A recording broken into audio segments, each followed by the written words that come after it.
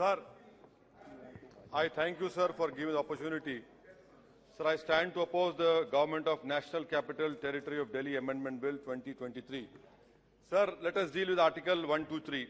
In 2017, Supreme Court in Krishna Kumar held that the ordinance cannot be made to serve an oblique purpose. An ordinance cannot be made to perpetrate a fraud on the constitutional process and to achieve a purportedly oblique purpose. Supreme Court has repeatedly stated ordinance making powers are not routine legislative powers and are supposed to be used solely in emergent situations. The word that has been used by Supreme Court in terms of ordinance is necessity and immediate action, which indicate that ordinance making powers are not to be used on mere whims. This is what this government has done. The court held that where ordinance making powers is based on extraneous grounds and the purpose of ordinance was to perpetrate a constitutional fraud, the courts will interfere and strike down such ordinance. I hope that third time again you lose this case in the Supreme Court. What was this ordinance if not petty politics, sir?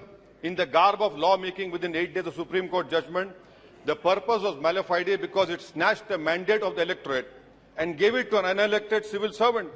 This is constitutional fraud being perpetrated in broad daylight.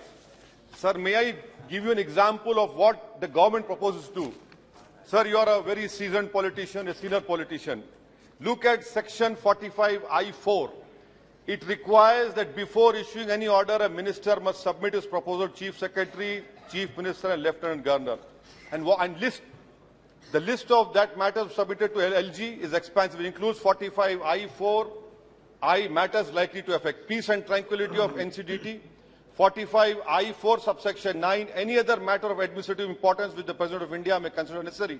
This basically means that before doing anything at all, the ministers will have to seek the permission of Sri Amit Shah. What use having a minister at all?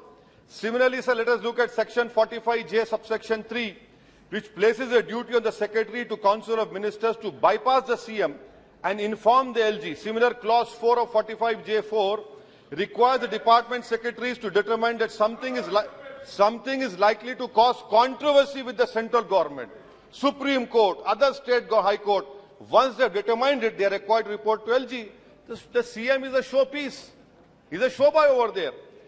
Now, section 45J, subsection 5, the Chief Secretary is required to ignore the order of the CM Minister, report to LG anything he determines the violation of the Act. Violation of the Act, you go to court. And that is why we have in our Constitution article, sir, you want to speak? Please. Sir, that is why in our Constitution we have Article 311. Every legislator says that if a civil servant doesn't act in good faith, he is protected. But you are saying that, oh, if you should determine what is violation, then why do we have courts? Let us close down the courts. Sir, another example I want to give you. In the recital to the ordinance says that ordinance wants to ensure that the will of the officer of GNCD is represented. Sir, officers have no will of their own. The only will that matters in our democracy is the will of the people that is expressed through elections. This bill which you have brought is horrible, absurd, sir. I mean, this is patently absurd and horrible. Now, sir, it violates the principles of federalism. Why I say elected government is being provided for, but the administrative officers under it are answerable to the union government. To an elected appointee. Principle of federalism clearly applies in this. You have an elected government. The elected government decides the policy, not the officials. I can understand the pressure which the ministers are facing, but for God's sake, don't put your pains on other elected governments. In this way, in the blatantly wrong way, sir. Sir, and I want to the Honorable Home Minister is here. He quoted Pandit Nehru. Let me quote what Nehru said in 1930 in Ludhiana State People's Conference in 1939. Nehru said the only final authority and paramount power that we recognize is the will of the people. And then in 1938, our freedom fighters moved a resolution in Haripura stating that the Purna Swaraj, what was that? It meant freedom for all of India, including princely states. The resolution said that the only kind of federation that can be acceptable is one in which states participate as free units, enjoying the same measure of democratic freedom as the rest of India. Now, the Honorable Home Minister says that they will do a better job. Yes, we know you did a fantastic job when lawyers protested. We know that you did a fantastic job by arresting only one community in Northeast Delhi riots. You did a fantastic job which will be written in annals of history on January 26 when farmers protested. So what is the point of taking more responsibility when you cannot discharge these responsibilities? Sir, but at the same time, it is unfortunate that it is a lesson for this Delhi government. You supported the removal of 370. So what goes around comes around. You cannot shout victim now.